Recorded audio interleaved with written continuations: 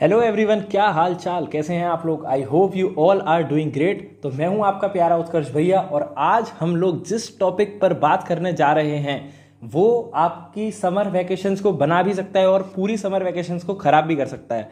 ध्यान रखना, यही वो 2 महीने हैं जो तुमको बाकी लोगों से आगे ले जाएंगे और या फिर तुमको एक ऑर्डिनरी बच्चा बना के रख देंगे।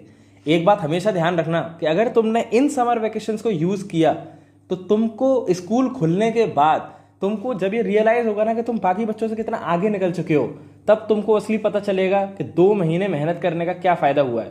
ठीक है, तो बात करते हैं। सबसे पहली चीज, how to utilise summer vacations. हमेशा याद रखना है कि समर वैकेशन में मजे भी लेने हैं। क्यों? क्योंकि यार हम पूरे टाइम पढ़ाई लिखाई करते हैं। अब मैं आके तुमको ऐसे नहीं बोलूंगा कि यार कि इन 2 महीनों में अपना पूरा सिलेबस खत्म कर दो। क्लियरली बताऊं, नहीं हो पाएगा। क्यों? क्योंकि यार जिस चीज के लिए पूरी साल बनाई गई है उस चीज को तुम 2 महीने में कैसे खत्म कर दोगे। और अगर मान लो कर भी दिया तो तुम्हारा उस इंटेंसिटी के साथ नहीं हो पाएगा जिस इंटेंसिटी के साथ होना चाहिए। यानी कि तुमको क्वालिटी चूज करनी है, क्वांटिटी नहीं। चाहे 10 चैप्टर करो लेकिन अच्छे से करो। ठीक है, तो देखो, सबसे पहली चीज कि ज्यादातर बच्चे क्या करेंगे कि समर वेकेशंस में अपने पूरे समर वेकेशन वेस्ट कर देंगे। ठीक है, लेकिन वहीं पे जो स्मार्ट बच्चा होगा वो इसी टाइम को यूज करके बाकियों से आगे निकल जाएगा। ठीक है, अब तुमको पूरा दिन पढ़ने की कोई जरूरत नहीं है, तुमको सिर्फ खाली टाइम को अच्छे से यूटिलाइज करना है। यानी कि दिन के चाहे 4 घंटा पढ़ो, लेकिन वो 4 घंटा इतना इफेक्टिव होना चाहिए कि तुम्हारा बाकी का जो पूरा दिन है उसके हंसी मजाक खेल कूद मजे लेने से भी ऊपर वो उसको सरपास कर जाए। ठीक है, तो इसमें हम लोगों को करना क्या है, एक बढ़िया पढ़ाई की स्ट्रेटजी बनानी है, स्किल बिल्ड करनी है, डिसिप्लिन में रखना है अपने आप को और एक बैलेंस रूटीन रखना है। यानी सिर्फ पढ़ाई पढ़ाई नहीं करनी है यार। आज के टाइम पे ना और भी चीजें बहुत जरूरी है, जैसे कि तुमको बढ़िया बढ़िया स्किल्स आनी चाहिए। कौन सी आनी चाहिए आगे वीडियो में बताऊंगा।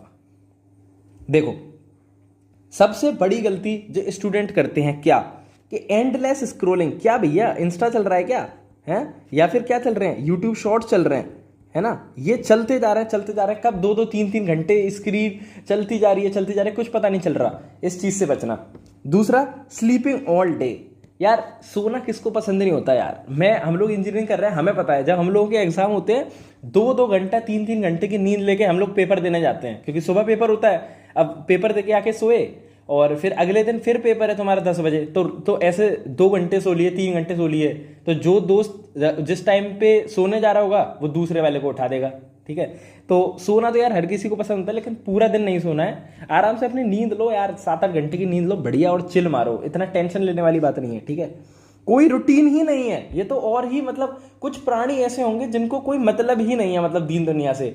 उन लोगों का काम है सिर्फ भैया सुबह उठते हैं चैन से, एकदम मम्मी चाय वाय लेके आती हैं, मजे लेते हैं, उसके बाद नाश्ता पानी करू के और उसके बाद फिर फोन पे स्क्रॉलिंग होगी, रील्स वील्स देखी जाएंगी बढ़िया, क्या क्या किसने एडिट डाल दी, क्या हो गया दीन दुनिया में, है ना।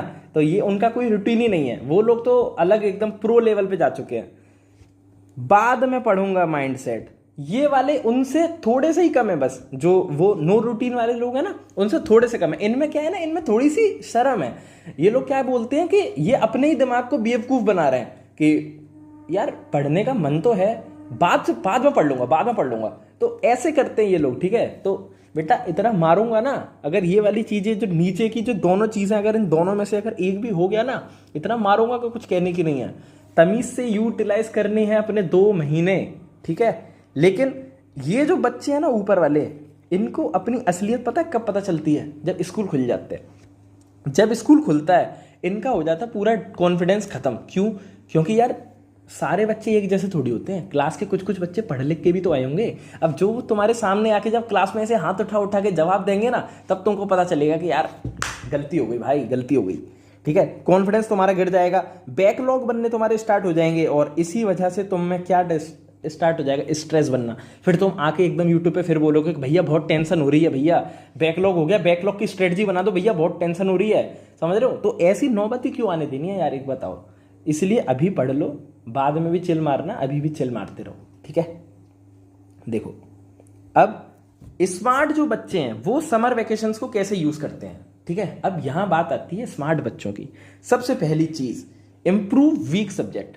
यार तुमको सारे सब्जेक्ट पढ़ने की जरूरत नहीं है, मैथ साइंस। अब तुम इस टाइम पे अगर इंग्लिश लेके बैठ जाओगे तो उसका कोई फायदा नहीं है, मैं सही बता रहा हूँ। मेरी अगर तुम मानो ना, तुम सिर्फ 2 सब्जेक्ट उठाओ, एक मैथ और एक साइंस।